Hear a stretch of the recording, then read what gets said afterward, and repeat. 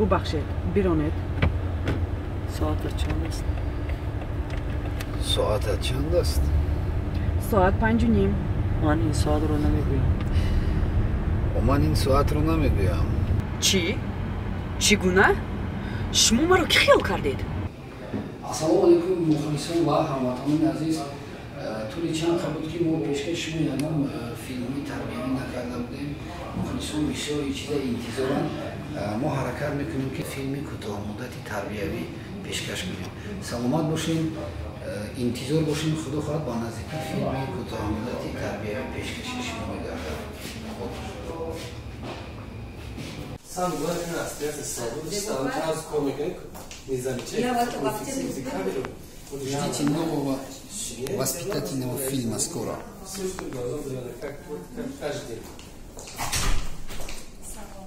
Ты вдруг о чем я потом много масла лифт?